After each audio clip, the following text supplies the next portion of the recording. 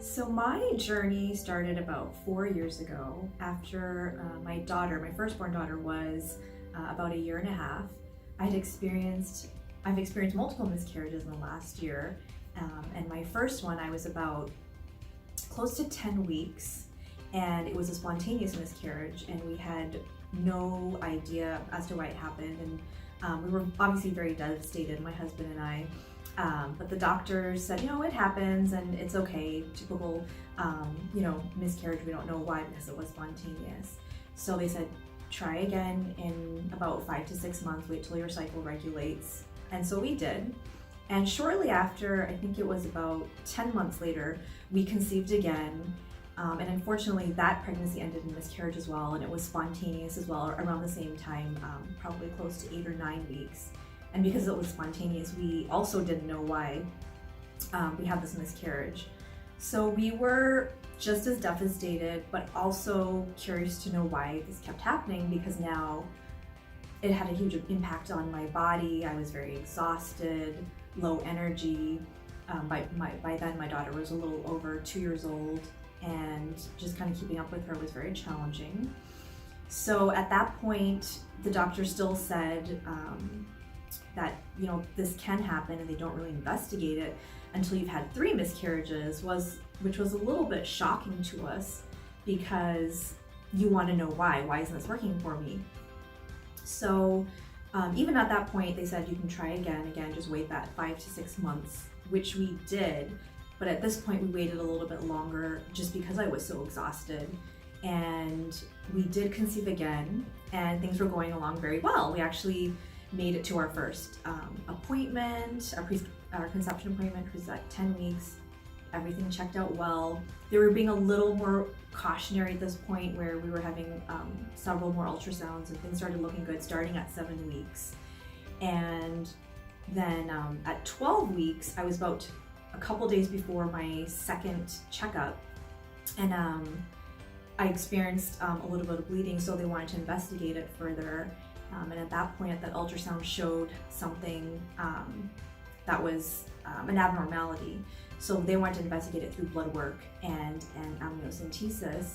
And unfortunately, we found out that there was a genetic issue with this pregnancy, and it was going to result in loss. And so at 16 weeks, we did lose this baby.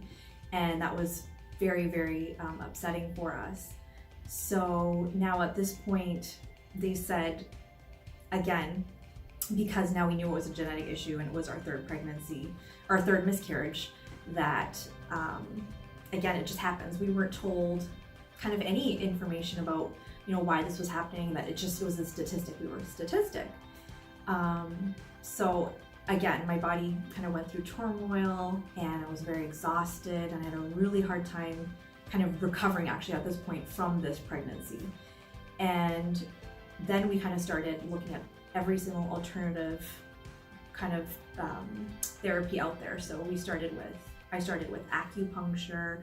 I did that for so many months, and herbal teas, kind of Chinese medicine, Chinese teas. I did mind massages. I did all sorts of things that were supposed to get my body in tune with like holistic medicines. And then I think a year after that, we actually conceived our 4th pregnancy.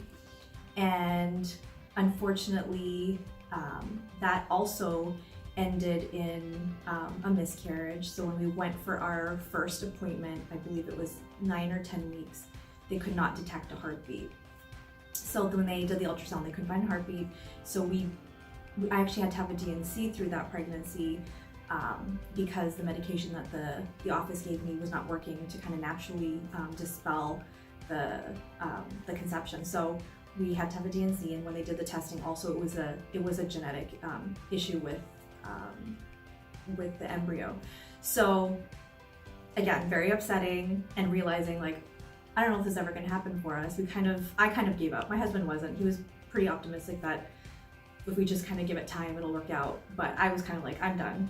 I don't know if this is ever going to happen for us. Again, it took a long time to recover from this pregnancy, from this loss, because of the exhaustion and just the mental heaviness of it, and it just took a very, very long time. So I slowly continued on with my alternative therapies through acupuncture, the Chinese teas, the holistic medicines, changing my diet, exercise, I mean, you name it. I think any other woman who's been in the same position will say I've done the same. I've changed my diet, I've done everything what I think is right. And finally, I got to a point where I reached out to my old midwives who had delivered my daughter and asked if there was anything else we could do. Like, we've tried everything. So my wonderful, awesome old midwife sent me this list of kind of things we could try. And one of them was, well, two of them. One of them was a reproductive endocrinologist, and another one was Mercier therapy. So interestingly, the way this booklet was kind of PDF to me, the reproductive endocrinologist was at the bottom of the page. I hadn't flipped to the second page, which had Mercier therapy on there. So we started out to get an appointment with the reproductive endocrinologist in the fall of last year, actually. And so we had our initial consultation with him, and he started his investigation as to what is going on with my body, whether it was like hormonal or anything with the actual like eggs. Had my husband tested as well. And then around that same time that we started seeing the reproductive endocrinologist, I reached out to Dr. Mercier and I set up an appointment as well. So I'd only seen the reproductive endocrinology once or twice before I started with Dr. Mercier. And so we were doing everything simultaneously. I was getting treatment through Dr. Mercier, and then having once every couple weeks checkups and follow-throughs with the reproductive endocrinologist. And the time worked out well that we ended our treatments around the same time. So I had the full 6 treatments through Dr. Mercier, but we condensed it into 4 weeks because we were able to do multiple appointments during a couple weeks. So we ended that, I believe, in the end of September of 2018. And around the same time, I ended our investigation with a reproductive endocrinologist. And just at that time, the reproductive endocrinologist had suggested we, start on a particular medication to, optimize ovulation and whatnot to have a successful pregnancy.